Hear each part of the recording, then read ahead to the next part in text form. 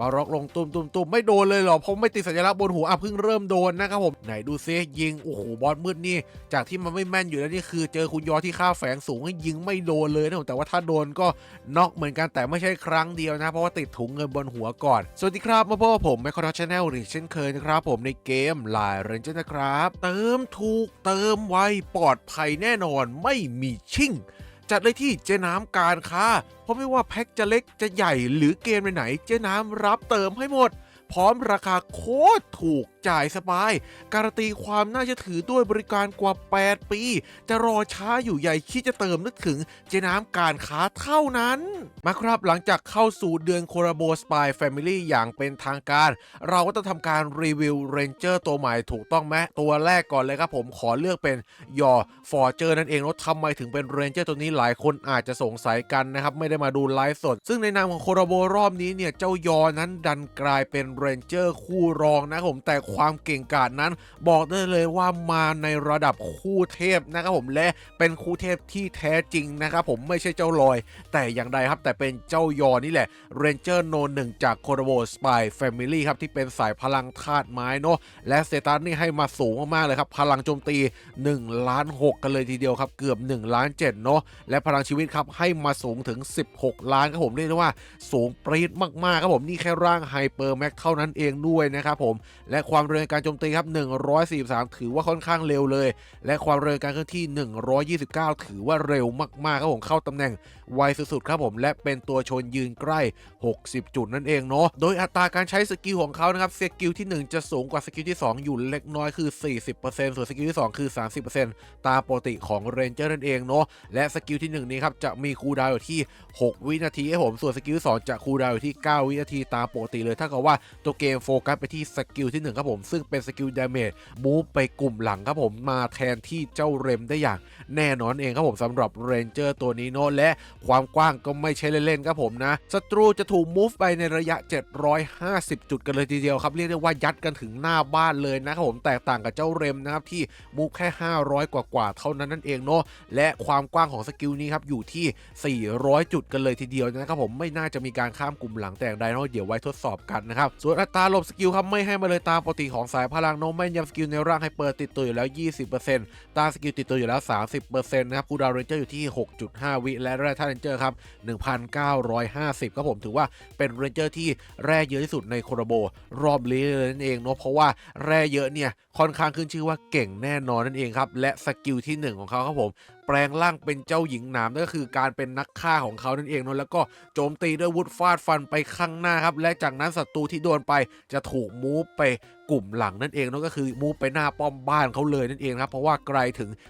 750จุดนั่นเองเนาะพร้อมกับการทำดาเมจ40เท่าและทะลุอมตะนั่นเองนะครับและถัดมาครับผมสกิลที่2สกิลบัฟของเขาครับมันครบเครื่องยังไงใช่ไหมหลายคนอาจจะสงสัยสายพลังที่ดีเนี่ยจะต้องมีบัฟทั้งหมด3อย่างนี้ด้วยกันครับ1บัฟเกาะเลือดนั่นเองเนาะให้ตัวเองเนี่ยยืนถึกยืนทนได้มากยิ่งขึ้นครับและเจ้านี่บัฟสูงถึง6เท่าครับผมแทบจะไม่เคยเห็นเรนเจอร์ตัวไหนบัฟได้เกิน5เท่ามาก่อนนี่น่าจะเป็นตัวแรกๆเลยก็ว่าได้เองเท่าที่ผมจะจำได้นะแล้วก็อันที่2ครับบัฟวิ่งไว2เท่าครับผมถือว่าเร็วมากอีก1ค่าด้วยกันเนาะเพราะว่าทุกทีที่เราเห็นจะบัฟแค่ 1.9 เท่าสูงสุดใช่ไหมเจ้านี่บัฟเร็วถึง2เท่าเท่ากับตัวโคนี่พลุเลยนั่นเองและสุดท้ายผมบัฟฮิวเลือดครับทุกๆ1วิเขาจะฮิวตัวเองขึ้นมาเต็มหลอด1ครั้งนั่นเองเนาะเป็นระยะเวลากว่า9วินาทีนั่นเองเนาะถ้าหากคุณมี3อันนี้เมื่อไหร่บัฟของเรนเจอร์สายพลังจะเป็นบัฟที่เก่งกาจมากทันทีเนาะถ้าทุกคนไม่เชื่อลองมาสังเกตเรนเจอร์สายพลังกันได้นะครับยกตัวอย่างเช่นบราวอัศวินแสงนะครับผมไหนดูบัฟหน่อยสิ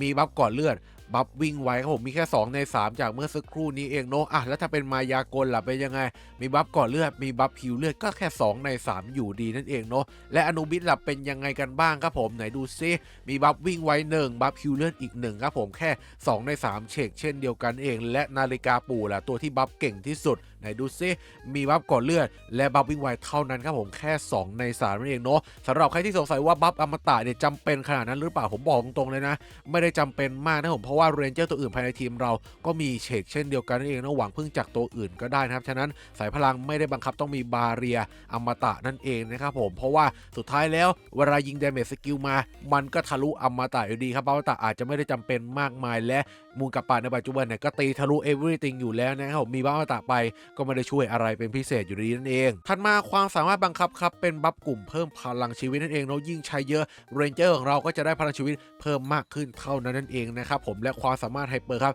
หยุดเวลา5วิคัมแบ็กกลับมาเป็นเมตาอีก1ครั้งอย่างแน่นอนครับอีรอบแบบนี้เนาะและความสามารถ9ดาวมีให้เลือก3อย่างครับผม1ครับการลำนำ2ร่างโคลนและ3เฮือกสุดท้ายนั่นเองเนาะถ้าถามว่าอันไหนดีที่สุดนะครับไม่เฮือกสุดท้ายก็เป็นร่างโคลนนะครับเพราะตอนนี้กับปะมันยังค้ำอยู่และระบบพรสวรรค์ของเจ้ายอฟอร์เจอร์ครับโดยเฉพาะพรสวรรค์หลักขั้นที่1นี้ระหว่างการต่อสู้มีโอกาสสูงมากที่จะทำให้การโจมตีด้วยสกิลของฝ่ายตรงข้ามนั้นไร้ผลนั่นเองเนาะเมื่อระยะโจมตีเนี่ยอยู่ไกลเกินกว่า5เท่าของระยะยืนเจ้ายอณขณะนั้นนั่นเองเนาะแปลว่าอะไรตัวที่ยืนไกลกว่า300จุดนะครับผมเพราะว่ายอมยืน60จุดเนาะ5เท่าของ60จุดมันก็คือ300จุดนั่นเองเนาะแปลว่าแทบจะทุกตัวเลยครับที่เป็นว่องไวหรือไหวพริบเนี่ยจะตียอมไม่เข้าด้วย damage skill ครับผมยกเว้นแค่ตัวเดียวคือกับปะเพราะมันตี damage ทางคริตีปกตินั่นเองนะครับถัดมาครับผมเป็นพรสวรรค์เพิ่มพลังขั้นที่2ครับก็คือทำให้ต้านสกิลครบอีก 20% นั่นเองเนาะทำให้เราเนี่ยสามารถใส่เกียร์ได้อีก1ช่องก็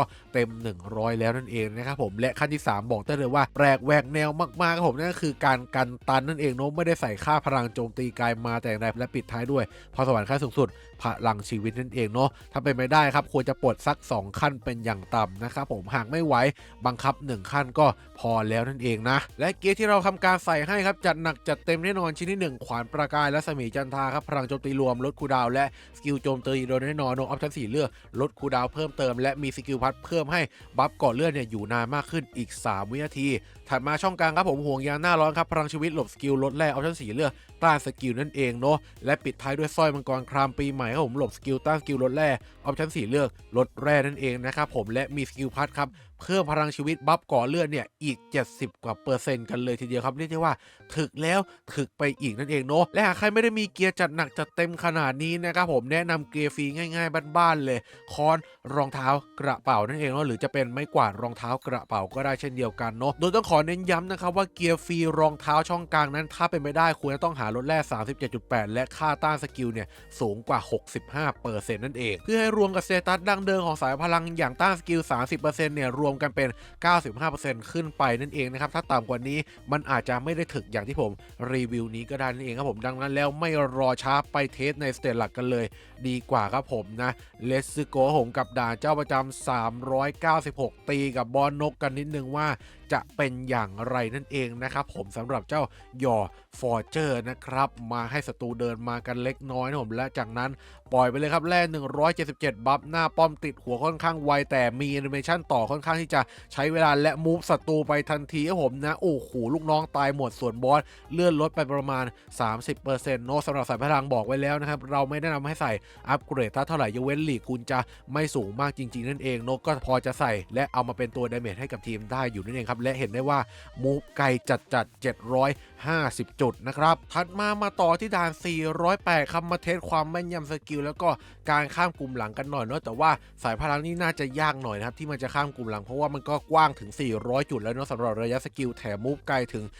750จุดอีกต่างหากแค่นี้มันก็โกงมากแล้วคงไม่ต้องข้ามกลุ่มหลังหรอกนะครับผมนะเอาไม้ศัตรูเดินมาประชิดตัวเลยจะได้เห็นการมูฟชัดเจนปล่อยไปเลยครับผมนะยอบัฟหน้าป้อมไปก่อนนะครับผมติดหัวเร็วส่งเพื่อนร่วมทีมได้ไวแต่อาจจะมีเนชั่นลีลาอีกเล็กน้อยไม่เป็นไรไม่มีปัญหานะเพราะว่าเพื่อนร่วมทีมเราคงจะวิ่งไปแล้วนั่นเองนะแล้วยังไงดีครับผมปล่อยเพิ่มหน่อยแล้วกันว่ายังไม่ออกสกิลกันเลยบัฟ2ทีครับโอ้โหโคตรถึกจังหวะนี้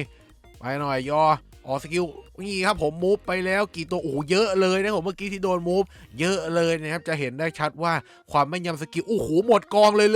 โอ้โหไม่ต้องพูดเยอะแล้วมั้งจังหวะเนี้ยว่าแม่นยำสกิลมันเยอะขนาดไหนครับผมสำหรับโคราโบแฝงแม่นในครั้งนี้นั่นเองครับผมโคตรเวอร์และปิดท้ายกันที่ด่าน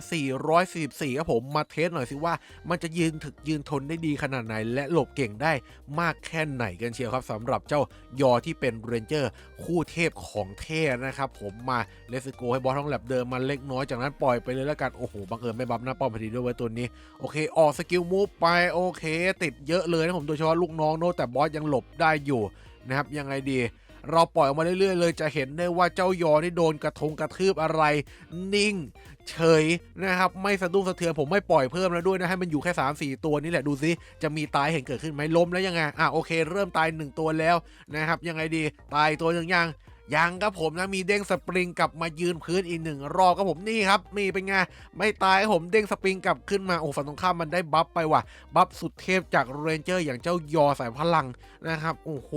ได้บัฟไปนี่คือโคตรโหดโคตรอันตรายนะครับแล้วยังไงดีดูซิให้เขากระทืบอีกสักหน่อยที่เป็นยังไงจะยืนรอดปลอดภัยได้นานแค่ไหนนะครับโอ้โหโดนสตันครั้งแรกนะครับผมแล้วโอ้โหดูสิขึ้นพาดรัวๆเลยครับผมโดนสกิลอะไรนิ่งเฉยยังไงล้มแล้วลุกขึ้นมาใหม่ด้วยเป็นไงล่ะของแท้หญิงถึกหญิงแกร่งนะครับโอ้โหนี่ไงล้มแล้วลุกขึ้นมาใหม่รัวๆนะเพราะว่าได้บัฟและจากนั้นจับมา PVP 1 ต่อ 1ครับผมโดยเอาไปเจอกับเรนเจอร์ตัวเดเมจต่างๆในยุคปัจจุบันนั่นเองนะครับผมที่เราทำแบบนี้เพราะว่าเรนเจอร์ของเราเป็นสายพลังเนาะเราไม่ต้องการดูว่าเดเมจมันแรงขนาดไหนแต่เราต้องการดูว่ามันถึกแค่ไหนกันเชียวครับและคู่แรกครับผมขอไปเจอกับเมกูเมนเรนเจอร์เดเมจธาตุไฟที่ยังคงใช้ได้ดีในปัจจุบันอยู่นั่นเองครับผมและใส่หลบ100ต้านครึ่งหนึ่งครับผมมีเจาะทักษะมีอัปเกรดธาตุมีโดนแน่นอนไม่ต้องเอาตัวอะไรรับจรวดทั้งสิ้นและผมจะไม่ปล่อยเยอะด้วยนะครับเพราะว่าถ้าหากเราหยุด5 วิติดเนี่ยฝั่งตรงข้ามมันก็จะปล่อยตัวไม่ออกเราก็จะไม่เห็นการทดสอบเนาะเราธาตุไม้และแพ้ทางตัวเมกูมินเต็มประตูและจะเห็นได้ว่าตุ้มเดียวแตกครับผมแต่ตัวนี้ไม่ตายเพราะว่าขึ้นพลาดนั่นเองนะครับเอาเรื่องจัดโอเคน่าจะเริ่มกดออโต้ได้แล้วเพราะเมกูมินก็มีหยุด5 วิเหมือนกันนะแต่ว่ายังไม่ติดเลยนะครับหยุด5 วินะตอนนี้ของเมกูมิน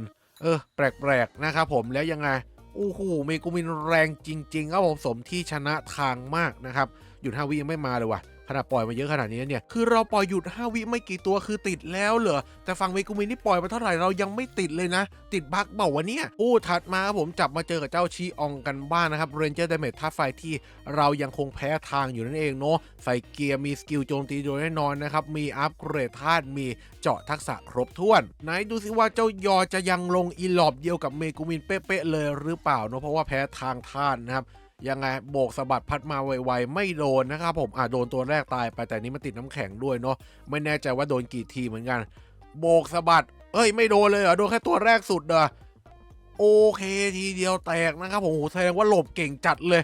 แฝงหลบโคตรสูงนะครับผมสำหรับคุณยอถึกมากต่อมาตามมาด้วยเรนเจอร์ธาตุไม้กันบ้างครับผมอย่างรูเดียสเกเรตครับผมยังเป็นโน1 ดาเมจไม้ในปัจจุบันอยู่นั่นเองเนาะสำหรับมาซิลผมอาจจะไม่ได้เอามาเทสนะครับเพราะว่ามันตีเบากว่ารูเดียสอยู่แล้วนั่นเองนะครับผมรูเดียสมันน่าจะแรงที่สุดณขณะนี้แล้วนะครับใส่โดนแน่นอนเนาะใส่อัปเกรดธาตุหลบ100ต้านครึ่งหนึ่งเลสโกเลยครับยอต่างฝ่ายต่างมีหยุด5 วินะก็จะปล่อยพอประมาณนิดหนึ่งแล้วกันไปแล้วครับผม1 ตัววิ่งมาประชิดกำลังจะมูฟเลยโดนพายุกันก่อนวิ่งเร็วเกินไปบัฟ2 เท่านะครับผมเร็วจัดนะยังไงดีรูเดียก็ค่อยเดินกระดึบมาแล้วออกสกิลกันหน่อยไหมสว่านเจาะไปที่กระบาลขึ้นพลาดทุกตัวเลยเหรอไม่คิดจะโดนเลยเหรอโอ้โหมันหลบสูงมากนะครับข้าวแฝงมันเนี่ยโดนเข้าไปยังเฉยนะครับนี่ขนาดท่าเสมอทางนะเริ่มมีตายให้เห็นนะครับเหมือนจะโดนสัก 2-3 ทีมั้งนะครับเมื่อกี้สว่านกี่ดอกไม่รู้ที่โดนเข้าไปนะถึงจะมีหลับไม่เห็นเกิดขึ้นนะครับรูเดียนนี่ยังไม่มีเจาะทักษะใส่มีไม้แล้วก็ต้องมีน้ำกันบ้างครับผมท่าสุดท้ายอย่างเจ้าคางงูระนั่นเองเนาะมีอัปเกรดธาตุมีโดนแน่นอนปล่อยไปเลยครับผมนะสำหรับคุณยอบัฟไปก่อน1 ทีสัก3 ตัวแล้วกันนะไม่ปล่อยเยอะเดี๋ยวหยุดเวลา5 วิติดโอ้โหวิ่งเร็วจัดอีกแล้วนะครับพายุกันก่อนเลยตั้งแต่ต้นเกมนะโอ้โหแช่แข็งด้วยบอทนี่สไตล์เดิมๆนะครับผมใครเห็นแบบนี้แล้วไปปรับใช้ใน PVP ได้นะโดนโมงไปแล้ว1 ทีนิ่งครับผมนะโอ้โหเพราะว่าคุณยอนนี่คือเป็นท่าที่ชนะทางด้วยนะครับแล้วยังไงดีหมาชนแล้วเฉยครับผมไม่สะดุ้งสะเทือนแม้แต่ตัวเดียวโดนเข้าไปดาเมจก็นิ่งนะครับนี่ขนาดคังกูระเป็นตัวที่ดาเมจแรงมากๆนะผมแต่ว่าพอเจอท่าชนะทางไปก็กินไม่ลงแม้แต่นิดเดียวครับผมนะคุณยออยู่กันครบถึงวันเลยและคราวนี้เป็นเรนเจอร์แสงมืดกันบ้างล่ะจะเป็นอย่างไรครับผมตัวแทนธาตุแสงครับดาเมจอย่างเจ้าบาวร็อกนั่นเองเนาะใส่ดาบเพิ่มดาเมจ N% นะครับแล้วก็มีอัปเกรดธาตุนั่นเองไหนดูซิว่าจะเป็นอย่างไรครับสำหรับคุณยอเจอท่าเสมอทางคิดว่าน่าจะพอๆกับรูเดียนเนาะก็สัก 2-3 ทีอะไรประมาณนั้นนะครับหรือว่า 3-4 ทีนี่แหละมันดูยากนิดนึงนะโอเคไป บาร็อกลงตุ้มไม่โดนเลยเหรอผมไม่ติดสัญลักษณ์บนหัวเพิ่งเริ่มโดนนะครับผมแล้วยังไงบาร็อกโดนสวนตายไหมโอเคโดนขัดสกิลก่อนนะเมื่อสักครู่นี้นะโอ้ยโดนสตันจากจรวดบ่อยมากนะครับผมโอ้โหเอาเรื่องจัดนะจรวดเซลลี่แล้วยังไงดีครับคุณยอมีตายไปบ้างอยู่ครับผมแต่ว่าต้องโดนหลายดอกหน่อยเนาะส่วนใหญ่จะเป็นโดนตีปกติเคลี้ยงไม้ตายซะมากกว่านะเพราะเราไม่ได้ใส่หลบหลีกนะครับผมโอเคก็ถือว่ารัตเมทโคตรถึกนะครับบาร็อกนี่ไม่เบานะแต่ไฮไลท์มันอยู่ที่ตรงนี้ครับผมสำหรับบอสมืดนอกกฎหมายครับผมนะใส่เกียร์เซตเมตาปัจจุบันกันเลย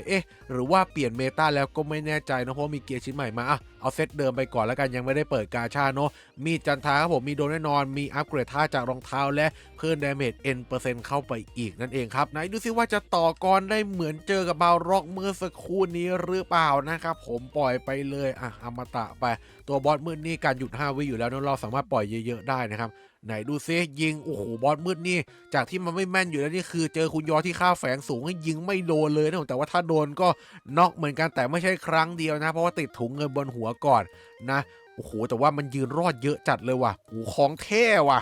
เฮ้ยโคตรถึกนะครับผมดูดิโอ้โหของจริงดูดิขึ้นพาดรัวๆนะครับผมถึงจะมีตายไปบ้างแต่ก็ตายช้าพอสมควรเลยผิดคาดจากนั้นเปลี่ยนเป็นสายว่องไวกันบ้างเนอะเพราะว่าปัจจุบันนี้เริ่มมีความแข็งแกร่งและใช้งานได้จริงมากยิ่งขึ้นครับผมตัวแรก Power กันก่อนเลยครับผมมีดาบราชาจระเข้เพิ่มดาเมจN% มีอัปเกรดธาตุและแถมเจาะทักษะค่าใหม่มาด้วยไหนคุณยอร่างไฮเปอร์เนี่ยจะเอา Power อยู่หรือเปล่านะครับผมเมื่อกี้เจอ9 ดาเมจมาหลายตัวเนี่ยไม่น่าเชื่อว่าจะรอดมาได้นะครับผมดูซิโอ้ทุบรัวๆพาดรัวๆทุบทีเดียวบินนะครับผมโอเค Power ก็ยังคงเป็น Power อยู่นะครับแต่ส่วนใหญ่มันหลบได้ไงแล้วตีทานคลิกก็ยังเฉยนะครับโอ้โหกว่าจะมีตาให้เห็นนะครับผมเอาเรื่องจัดว่ะรับทางคีไหวด้วยนะครับผมมันถึงไม่เบาเลยนะนี่แค่ไฮเปอร์แม็กเนี่ยยังไม่ปั้น9 ดาวแม็กนะผมจะขนาดไหนคู่ถัดมาผมคู่แข่งเก่าของมันเลยที่อยู่เมตามาตลอด3 ปีอย่างเจ้าเรมนั่นเองเนาะเพราะว่ามีสกิลมูฟเหมือนกันนะครับผมเราใส่ดาบราชาจระเข้เพิ่มดาเมจN% เนาะแต่ว่าเราไม่ได้ใส่อัปเกรดธาตุน้ำนั่นเองเนาะเพราะว่าดาเมจมันเบาแล้วนะครับหลักๆจะจับมาเทสเรื่องสกิลมูฟนะครับผมไม่ได้มาดูดาเมจแต่อย่างใดเนาะเพราะสุดท้ายแล้วฝั่งเราเป็นธาตุไม้ครับเรมน่าจะเอาไม่ลงอย่างแน่นอนเองเนาะและเราน่าจะเก็บเรมได้โดยง่ายผมออกสกิลมูฟไปเรียบร้อยโดนไป 4-5 ตัวท้วนนะเจ้าเรมยังไม่ทันออกสกิลเลยเพราะว่าฝั่งเราเนี่ยตายสกิลคือ 40% นะครับน่าจะออกบ่อยกว่าเจ้าเรมนะครับผมได้เปรียบเยอะนะยังไงดีครับผมโอ้โหและเรมนี่มูฟเหมือนจะไม่ไปด้วยหรือเปล่ามูฟโอเคติดบ้างติดเยอะอยู่นะครับผมโอ้โหนี่ขนาดท่าที่เจ้าเรมแพ้ทางนะยังมูฟติดได้ดีเลยครับเรมมันก็ยังคงอมตะนิรันดร์กายจริงแต่ว่าทำได้ดีครับสำหรับเจ้ายอคือกำจัดเรมเร็วมากๆผมแล้วก็ชิดหน้าป้อมอย่างรวดเร็วนะครับและในเมื่อเราตีกับสายว่องไวอยู่มูลกับปะจะไม่ร่วมได้อย่างไรล่ะบอกได้เลยว่านี่คืออีกหนึ่งไฮไลท์เหมือนกับการตีบอสมืดเมื่อสักครู่นี้เลยครับผมใส่เกียร์โดนแน่นอนเนาะเพิ่มดาเมจN% จากดาบราชาจระเข้มีอัปเกรดธาตุและเจาะทักษะครับผมเรียกได้ว่าครบถ้วนไหนดูสิว่าคุณยอจะรับดาเมจทางคริและทางสกิลของมูลกับปะได้หรือเปล่าแต่คิดว่าไม่น่ารอดนะครับผมเพราะว่านะทางคลิมันเวอร์อยู่แล้วนะครับผมมันตั้งแต่ดั้งเดิมสมัยก่อนแล้วล่ะยังไง2-3 ทีบินนะผมแต่ว่าเมื่อกี้โดนเต่าไปนิ่งนะครับเพราะว่ามันขึ้นติดหัวเฉยๆเนาะรอบแรกต้อง 2-3 ทีขึ้นไปนะครับถึงจะตายแต่ว่าทางคลินี่เอาเรื่องจัดเลยนะครับผมต้องสัก 2-3 ดอกนะครับถึงตายแค่นี้ก็พอแล้วนะครับผมมันคงรับได้ไหมคลิไม่ไหวเนาะแค่ร่างไฮเปอร์ต้องไปวัดกันที่ร่าง9 ดาวแม็กอีก1 ทีแล้วกันเพราะว่าขนาดเดนจิมันยังไม่รอดเลยนะและถัดมาคู่แถมจับมาเจอกับสากาตะกินโทคิกันหน่อยเนาะเราอยากมาเทสว่าเจ้ายอเนี่ยโดนสถานะง่ายหรือเปล่าเพราะคุณกินเขามีการสตันที่กว้างไกลนั่นเองนะครับไหนดูซิว่าความแม่นเวอร์คุณกินเนี่ยจะทำให้เจ้ายอสตันได้ดีหรือเปล่านั่นเองครับผมวิ่งกันมาครึ่งแมปนะเมื่อกี้โดนขัดไปหน่อยไม่งั้นน่าจะวิ่งเร็วกว่าโดนมูฟไปแล้ว1 จังหวะนะครับแล้วยังไงคุณกินครับออกสตันให้พี่หน่อยโอ้ข้างหลังรอดครับผมข้างหน้าโดนหมดก็ถือว่าโดนสถานะง่ายอยู่นะครับผมอาจจะไม่ได้100%เนาะสัก70-30แล้วกัน70%คือโดนเนาะ30%น่าจะหลบได้อยู่นะครับเรียกได้ว่าโดนสถานะง่ายประมาณนึงแล้วกันแต่ยังไม่ง่ายเวอร์เหมือนกับมายากลอันนั้นเกินไปหน่อยจากนั้นจับมา PVP เป็นทีมกันบ้างในลีกระดับมาสเตอร์1ครับผมและทีมแรกที่เจอตึงจัดเลยไหวไหมเนี่ยเอาลองดูแล้วกันครับผมนะ เลสซูโกไปยังไงก็ต้องเจอมูลกับป่าทุกทีอยู่แล้วในลีกระดับสูงแล้วทางครีนี่ก็เอาเรื่องหนักเหมือนกันนะครับผมไปต้องใช้ไอเทมช่วยนิดหนึ่งแล้วกันเนาะโอเคมาถึงกดแช่ไปเลยละกันเนาะแล้วก็กดออโต้ไปหน่อยนะครับกดออโต้อมตะไปนิดนึงช่วยเขาหน่อยหวังว่าจะไหวแล้วหยุด5 วิติดหรือยังเอ่ยโอ้เขามีเจ้ารอนด้วยนะครับผมยังไงดีแตกหมดไหมโอเคหายไปครึ่งทีมครับผมน่าจากตัวอะไรเอ่ยบอสมืดหรือเปล่าไม่แน่ใจเหมือนกันนะครับผมและหายหมดทีมแล้วครับผมหยุด5 วิเริ่มทำงาน